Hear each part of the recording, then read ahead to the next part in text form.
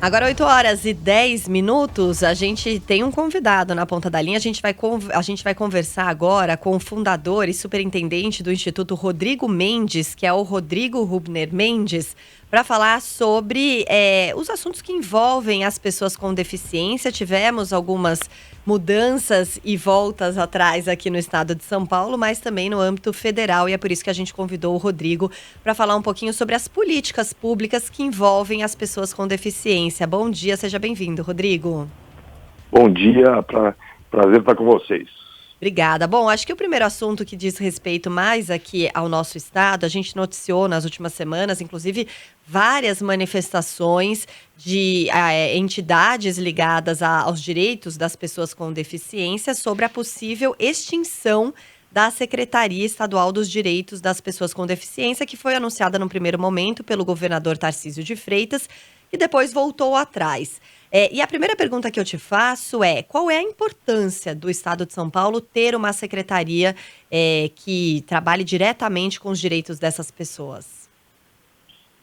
Eu diria que a gente começa falando sobre tirar esse segmento da invisibilidade. Então, quando a gente olha hoje para as discussões sobre prioridades em termos de políticas públicas para minorias, para camadas da população que ainda enfrentam muitas barreiras, as pessoas com deficiência são sempre observadas e percebidas como uma parcela que ainda não consegue exercer plenamente seus direitos diante desse fato histórico. É uma parte da nossa população que ainda não está no radar das prioridades.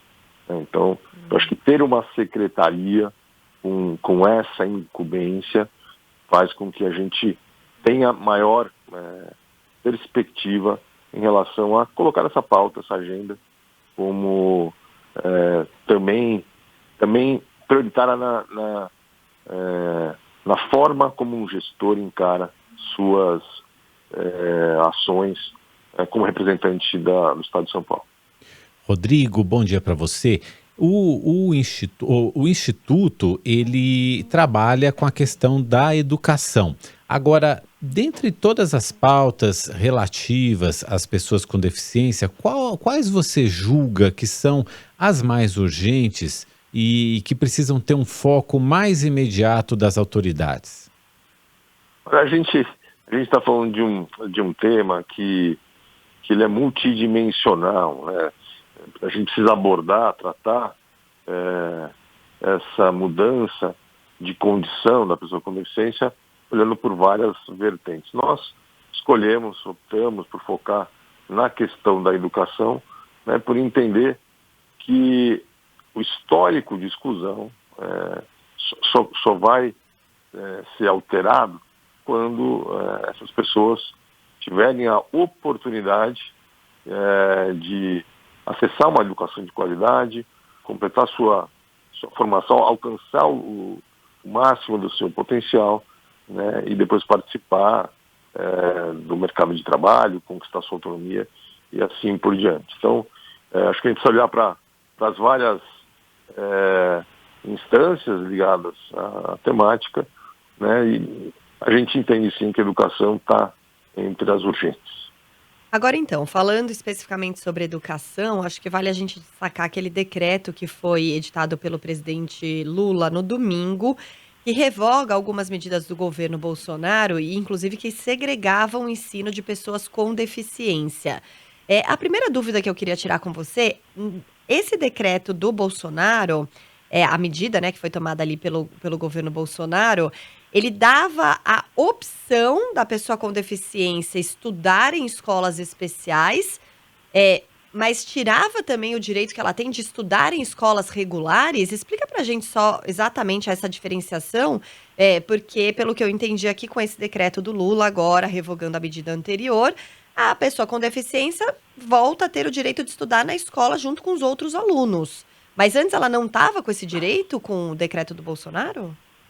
Então, só fazendo um resgate histórico, né? Em 2006, a gente tem um marco internacional, que é a publicação de uma convenção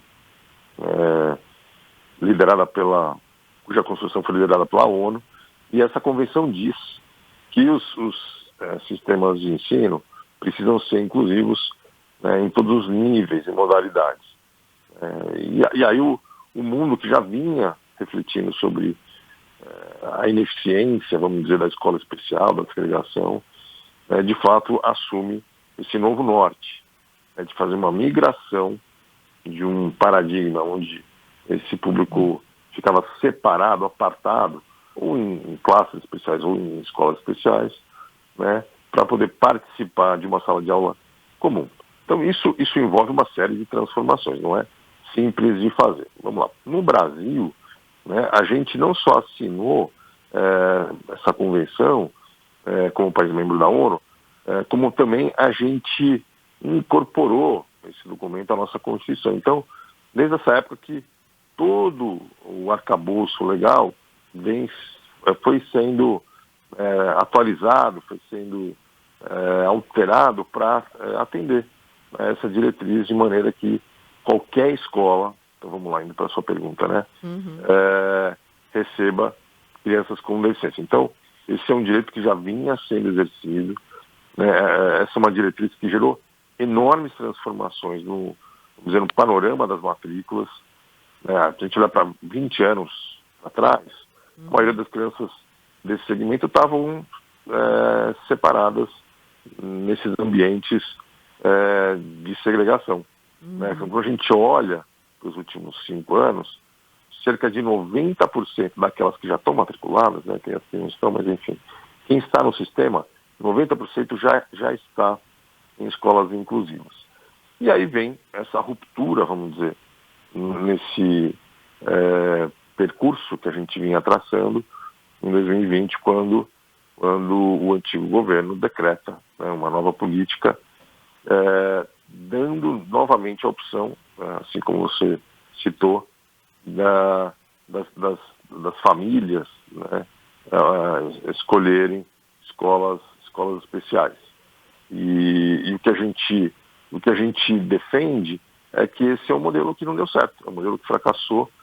Muitas gerações de então crianças com deficiência foram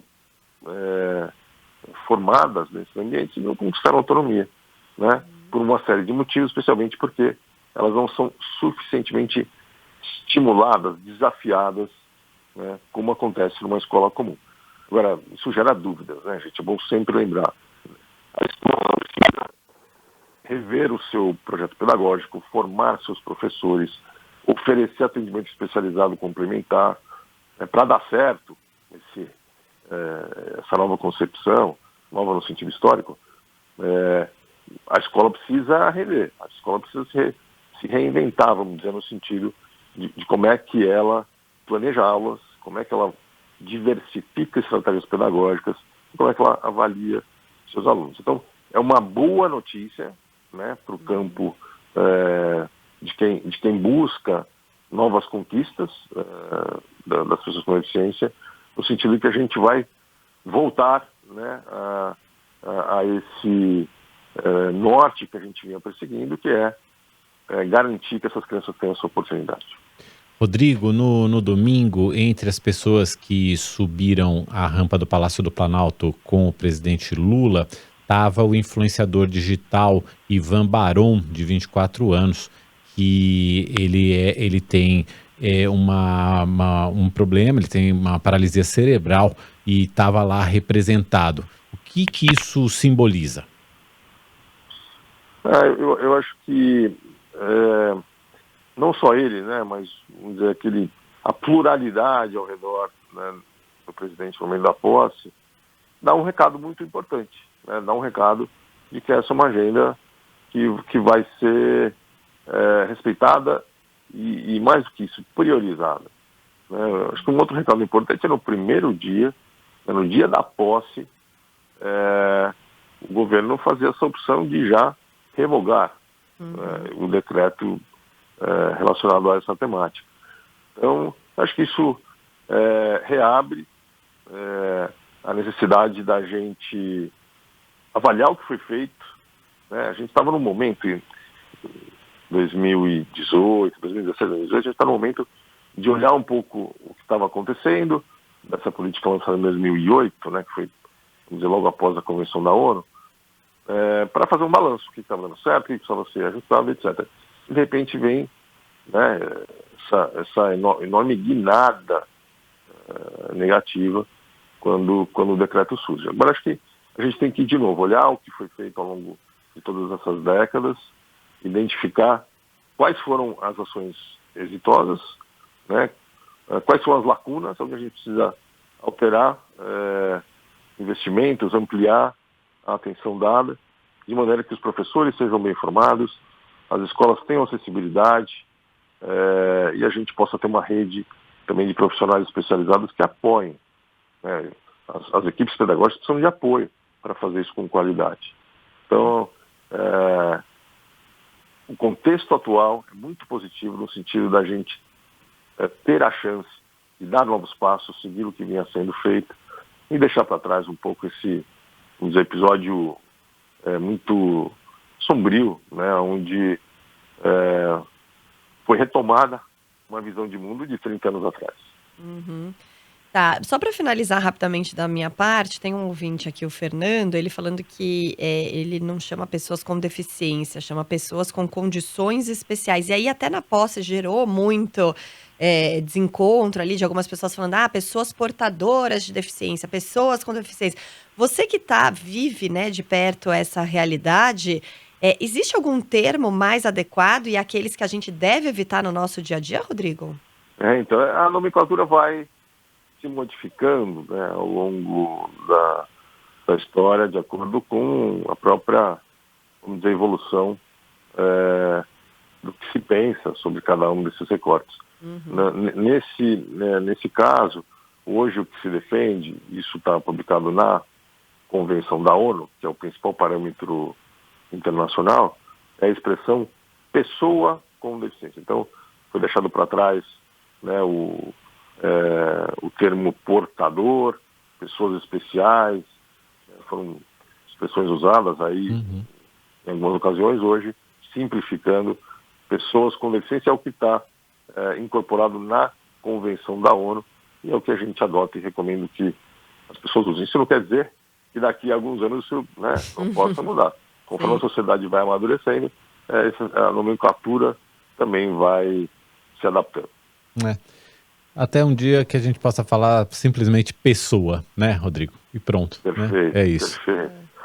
Até porque isso é uma característica entre muitas outras. É que como a gente ainda tem uma desigualdade gigantesca, né, em certas temáticas é necessário que a gente ainda dê luz e adote medidas específicas para reduzir a desigualdade. Mas eu acho que o horizonte é isso mesmo. O horizonte futuro que a gente almeja é que não precise, né, em algum momento vamos dizer, da história da educação, ter uma secretaria, tanto no Ministério da Educação quanto nas gestões estaduais e municipais, né, com essa responsabilidade, que isso seja transversalmente, né, já assumido por todas as pastas. A gente agradece muito ao Rodrigo Hubner Mendes, que é fundador e superintendente do Instituto Rodrigo Mendes, que conversou aqui com a gente. Rodrigo, obrigado, volte sempre aqui ao Nova Manhã. Sempre um prazer, contem com a gente e um bom ano a todos. Para você também, obrigado.